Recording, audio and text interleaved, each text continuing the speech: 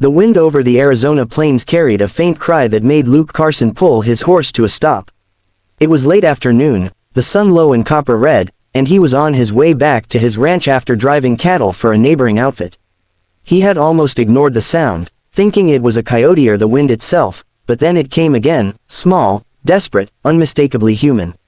Luke swung out of the saddle, boots sinking into the dust, eyes narrowing toward the cluster of mesquite bushes near the dry creek bed.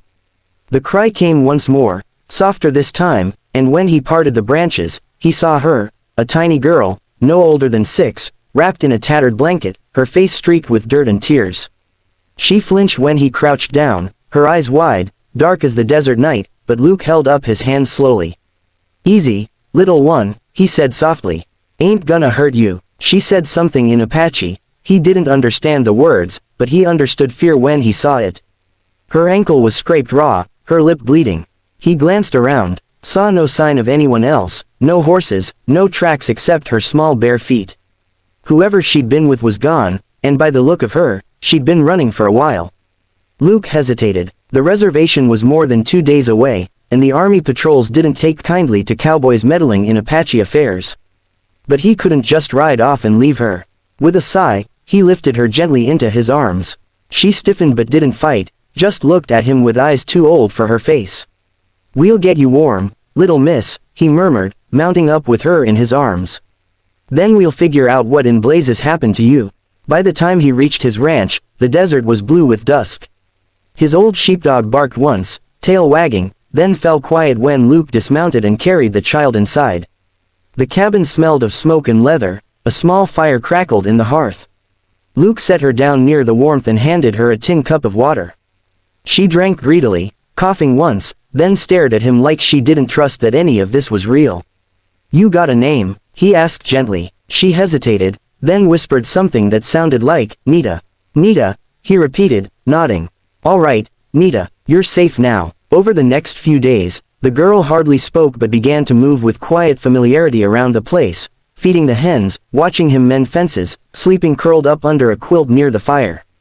Luke couldn't help but notice the way she seemed to listen for something in the wind, as if waiting for footsteps that never came. He figured she'd lost her family, maybe in one of those bloody clashes the newspapers whispered about but no one liked to talk through.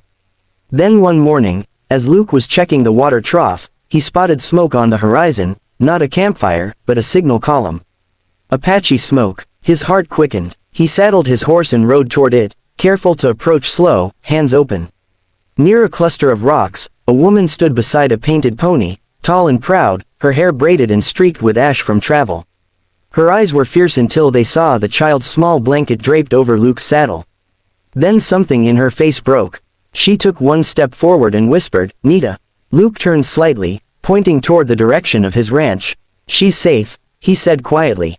"Been with me 3 days." I didn't know who she belonged to. The woman's shoulders trembled, but she stood straight, her chin lifting. "I am Tala," she said, her English careful, low. "Nita is my daughter." Luke removed his hat. "Then I reckon you'll want to come with me." They rode back together under the wide sky, the child's name heavy in the silence between them. When they reached the cabin, Nita ran from the doorway. With a cry, leaping into her mother's arms. Luke looked away, feeling an ache he couldn't quite name. It was a reunion he had no part in, but it filled the small house with warmth he hadn't felt in years. Later, as night fell and the wind whispered through the grass, Tala sat by the fire while Nita slept. She spoke softly, telling Luke of her husband, a hunter killed months ago in a raid gone wrong, and of how Nita had fled in the chaos, vanishing into the desert. Her eyes were tired, her face lined with dust and grief, but her voice carried a quiet strength. "You saved her," she said finally, looking at Luke. "For that, you have my thanks." Luke shifted uneasily, poking at the fire. "Didn't do much, just found her." Tala's lips curved slightly. "You found more than you think." For a long moment, neither spoke. The night outside was vast and full of unseen things, but inside the cabin, there was peace. Luke felt it, fragile, like dawn over the desert. He didn't know what tomorrow would bring, whether Tala and Nita would stay, or ride away with the sunrise, but for the first time in years, the loneliness he carried felt a little lighter. Days passed, and the air around the ranch began to change. Luke had grown used to the sound of boots on his porch and the low creak of the rocking chair at night, but now there were softer sounds, the rustle of Tala's braids as she moved around the fire, the gentle murmur of her voice as she sang Nita to sleep in Apache. It was strange, peaceful, and something in Luke's chest loosened every time he heard it. The widow didn't ask for help, but she worked as if she had always belonged there. She fixed the torn fence wire, ground maize in a stone bowl she carried with her, and tended to the horses with a care that even Luke respected. He had known proud women before, but none quite like her. She spoke little, her eyes always watching, always measuring. Sometimes he caught her gazing westward at sunset, where the mountains turned the color of blood. He wondered if she thought about her husband there, or about the tribe that had turned its back on her after his death.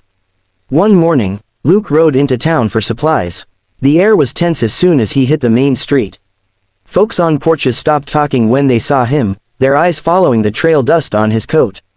Old Hank, the blacksmith, spat in the dirt. "Heard you got company up at your place," he said, not quite friendly. "Not the kind decent folks keep, neither."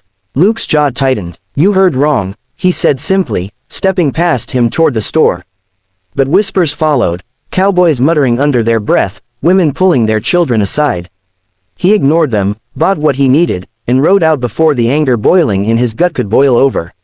When he reached the ranch, Tala was waiting at the gate, her hand on Nita's shoulder. "You went to town," she said quietly. "They will not like that I am here." Luke dismounted, setting the sack of flour on the porch. "They'll get used to it." She shook her head slowly. "White men don't get used to what they fear." That night, they ate in silence. The fire flickered low, throwing long shadows across the wooden walls. Nita had fallen asleep with her doll beside her, and the rancher and the widow sat facing the embers. "You could go," Luke said finally. "Head back to your people." Tala's gaze was steady, her voice calm. "My people buried me when they buried my husband. The white men hate me. The Apache distrust me. Only Nita keeps me alive." Luke looked at her across the firelight. "Then maybe stay. This land don't ask where you come from. Only what you're willing to give." For the first time, she smiled, not wide, but enough to soften the edges of her face. "And what do you give, Luke?" "Carson," he hesitated, eyes dropping to his calloused hands. "Everything I've got," he said. The following days were quiet again, though not empty. Tala began helping with the cattle drives. Nita chased the chickens around the yard, laughing in a way she hadn't before. Luke found himself looking forward to the evenings, the shared bread, the sound of her voice in the dark. But peace, in the frontier, never lasted long. One evening, as the sun dipped low, a group of riders appeared over the ridge, 5 men, dust-covered, carrying rifles. Luke saw them coming and knew before they even reached the fence line that they weren't friendly. The leader, a man named Briggs, spat out a wad of tobacco and glared down from his saddle. "We heard you're keeping company with an Apache," he said, his voice like gravel. "That true?" Luke stood tall beside the gate. "That's none of your business." Briggs' smirk twisted. "It's everyone's business when a rancher brings trouble to town. We don't take kindly to that kind around here." Tala stepped out from the cabin then, Nita clinging to her leg. She said nothing, only stood straight, her face calm but eyes sharp as flint. Briggs chuckled darkly. "Well, look at that. She's got some fire, don't she? Maybe we should." Luke's voice cut through like a whip. "You best ride on, Briggs."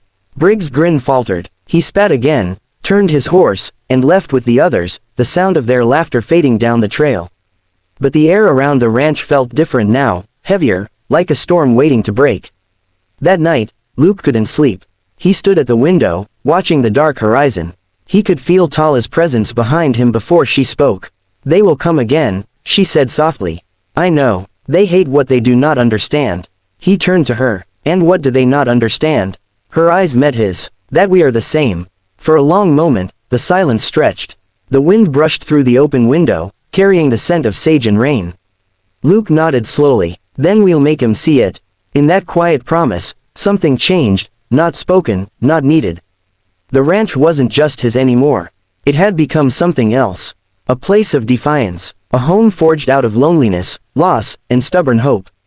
Outside, lightning flickered far away, silent and distant. But in the cabin, the fire burned steady, casting light over 2 faces that had spent too long in shadow.